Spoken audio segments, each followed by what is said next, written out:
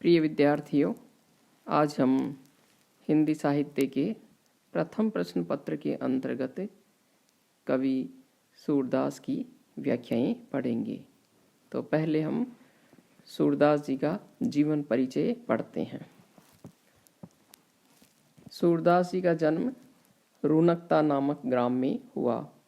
ये सारस्वत ब्राह्मण थे।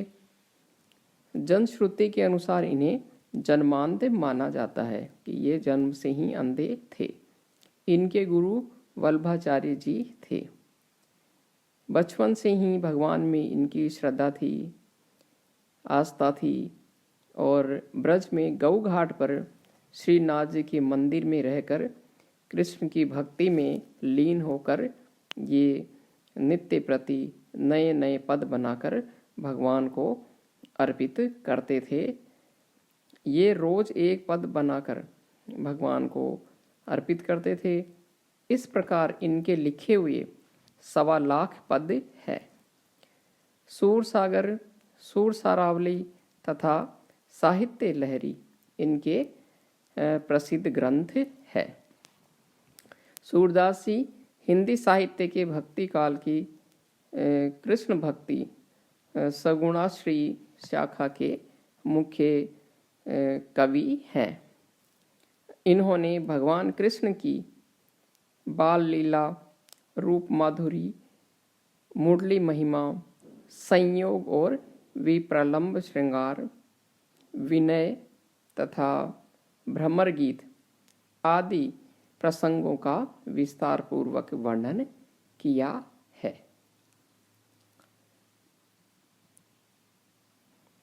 इनके काव्य में वात्सल्य और श्रृंगार रस की प्रमुखता रही है। बाल्यकाल और यौवन काल के जीवन की रमणीयता को उन्होंने अनेक मनोरम परिस्थितियों के विशद चित्रण द्वारा दिखाया है। वस्तुतः सूर कृष्ण के अनन्य सखा थे। इनकी भक्ति सख्य भाव की है। अष्टछाप के कवियों में सूर ही सबसे श्रेष्ठ है। इन्होंने मुक्त काव्य ही लिखे हैं। ये गीति काव्य के गायक थे। इनकी सभी रचनाएं गेय है।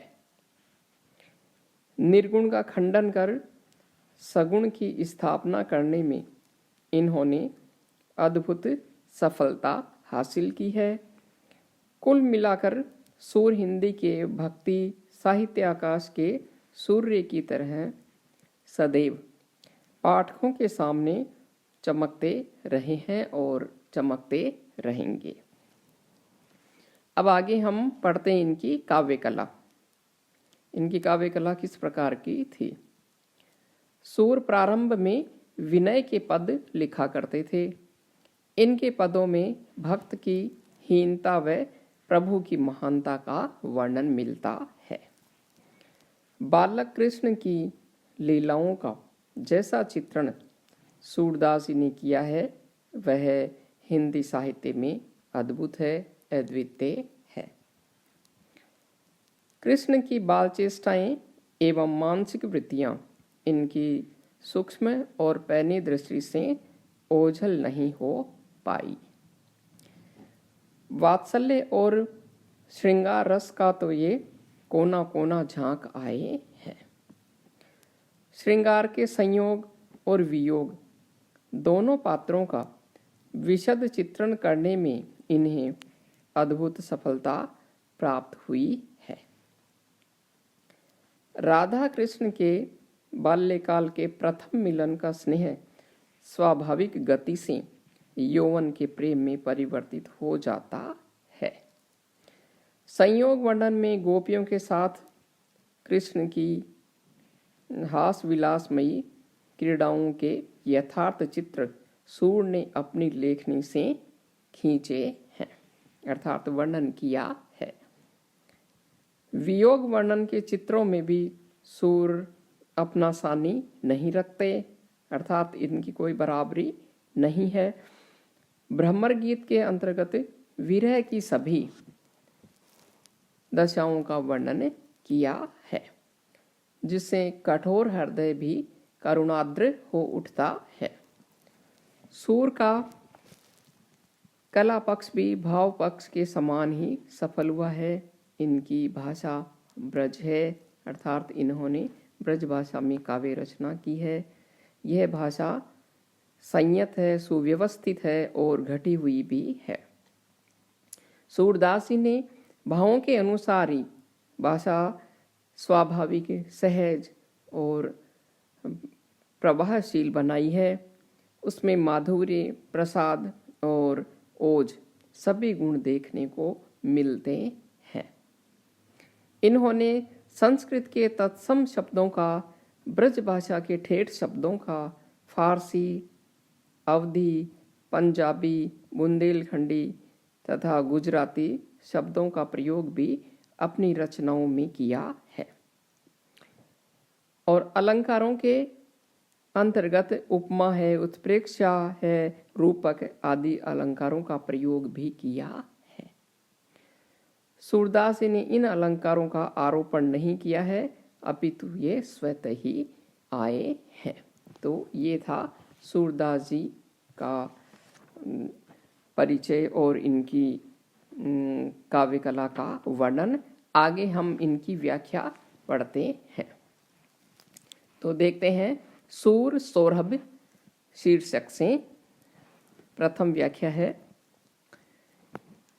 अविगत गति कछु कहत न आवे, ज्यों गूंगे मीठे फल को रस, अंतरगत ही भावे, परम स्वाद सब ही सुनिरंतर, अमित तोष उपजावे, मन बानी को अगम अगोचर, सो जाने जो पावे, रूप रेख गुण जाति जुगति बिनु, निरालंब कित धावे, सब विधि अगम विचारहि ताते, सूर सगुन पद पावे।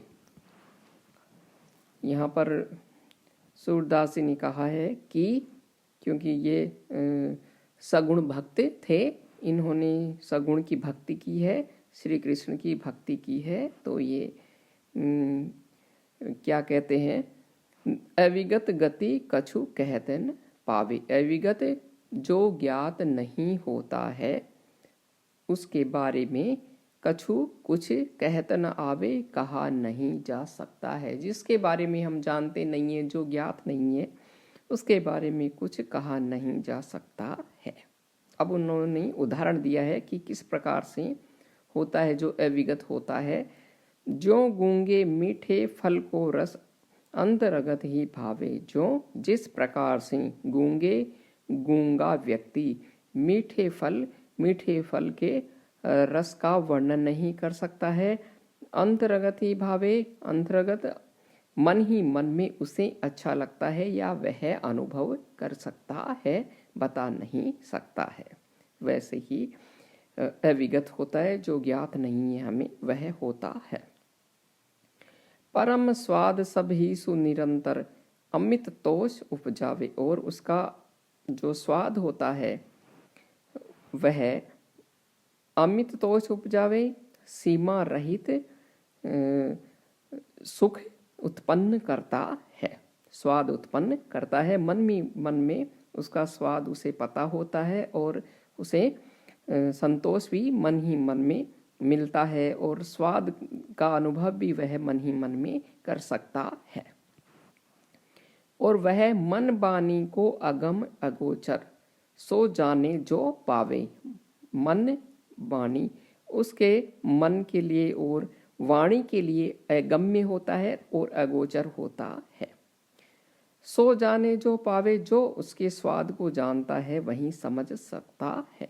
अर्थात जो निर्गुण ब्रह्म की भक्ति करता है वह उसके लिए अविगत होता है, ज्ञात होता है, और उसके जो है सुख को, उसके स्वाद को व्यक्ति मन ही मन में जान सकता है, क्योंकि वह रूप रेख गुण जाति जुगति बिनु निरालंब कित धावे। जो निर्गुण होता है वह न उसकी कोई रूपरेखा होती है, न गुण होता है, न जाति होती है, तो बिना अवलंब, बिना किसी आधार के, निरालंब बिना किसी आधार के कित धावे, कहाँ मनुष्य दौड़ता रहता है।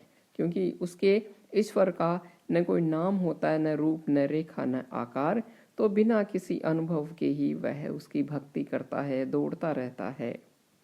इसलिए सब विधि अगम विचारई ताते सूर सगुण पद गावे।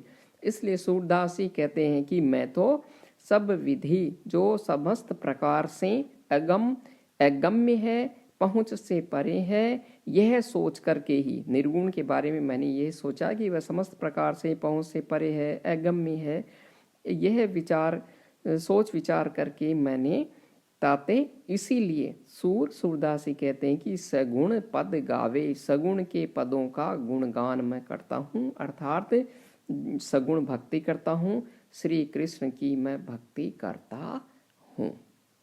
धन्यवाद।